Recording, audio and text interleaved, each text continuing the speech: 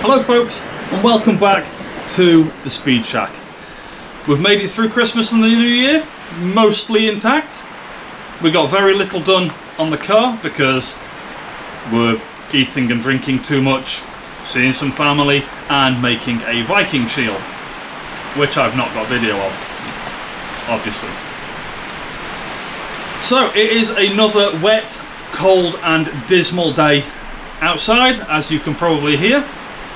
In here, it's not much better. We have been suffering with a lot of flash rust, like I mentioned in the previous videos, which has somewhat forced my hand in what we've had to do. I've had to go out and get a load of etch primer. I'm using aerosols just because it's easy. I can work on a small area, aerosol it. It's not the most cost-efficient way of doing things.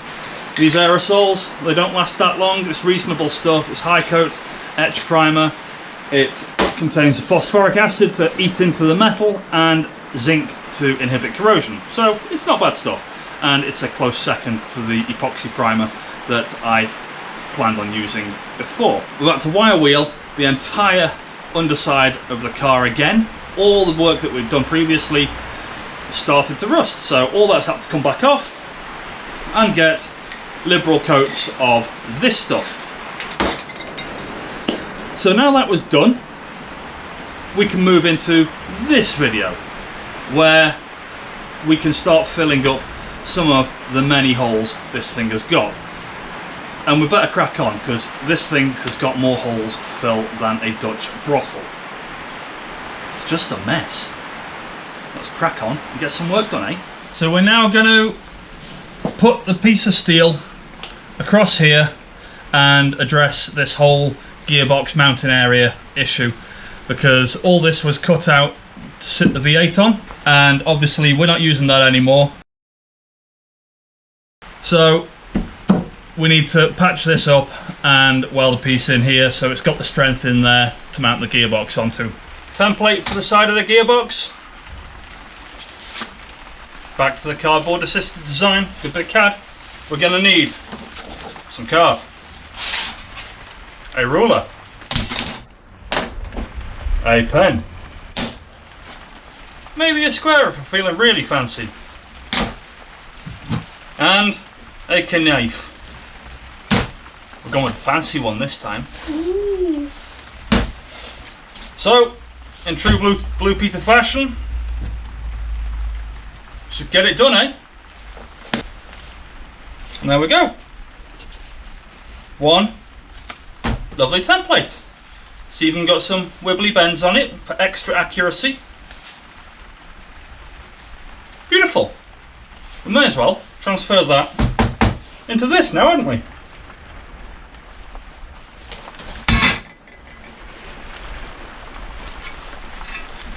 It's handy. A bit of steel work. Nicely profiled. A bit beaten up, just how we like it.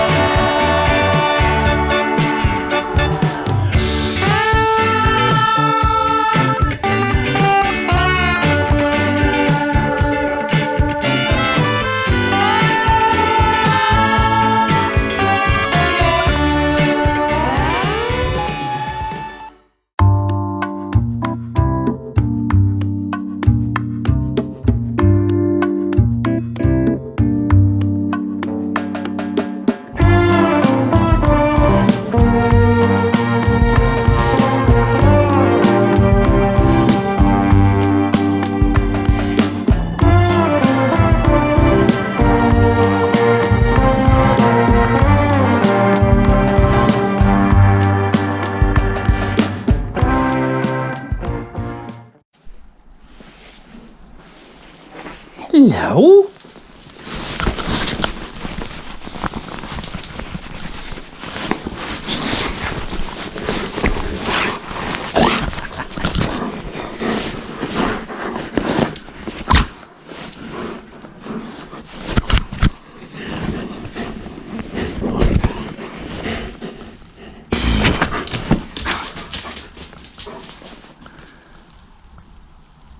Well, that was fun. Hello. Where have you gone? That's my glove. Bring it here then. Ragnar. What have you got? What have you... Bring it here. Well, thank you very much. Can I have my welding glove back, Ragnar? Cheers, mate. That's disgusting. Clean it off. No. Sit. Thank you. Good boy.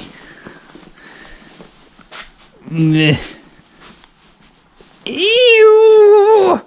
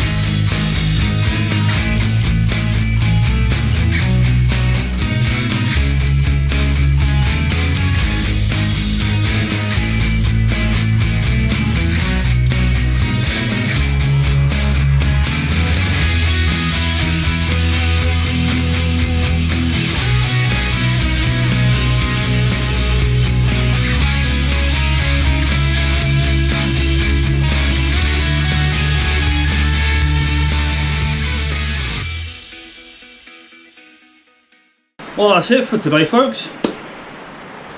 We have filled many holes. Neatly, some of them. Others kept it sloppy, just how we like it. But like I've said before, this isn't going to be a show car. This is going to be a car that is used and abused on the road. We're not building it to win any awards. We're building it to be very fast everywhere. So everywhere that we've repaired, all of the seams, welds, everything's going to get a liberal coating of polyurethane seam sealer.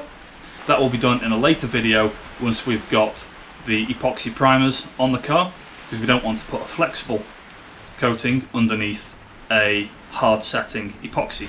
It's likely to crack the epoxy off. So seam sealer will be the last thing to go on before top coat goes on, just to protect that metal properly. I'm quite pleased with where we've got to. The entire front floor pan is now complete. I don't need to mess around with that anymore, and we can move on to stripping the engine bay down, smoothing that out, and applying some fiberglass filler over some of the divots and stuff like that to hide them, and just getting that ready for the engine and gearbox to go back in. From there we'll move on to the back end of the car, where we can repair drift damage, because there's a lot of it. Rear valance is shagged, both rear arches are shagged, inner and outer, and both sides of the rear valance are shagged. So there's a lot more work to do. Hopefully it's going to be a damn sight more interesting than welding on bits of floor pan, because even I'm bored of that. Thank you very much for watching, folks.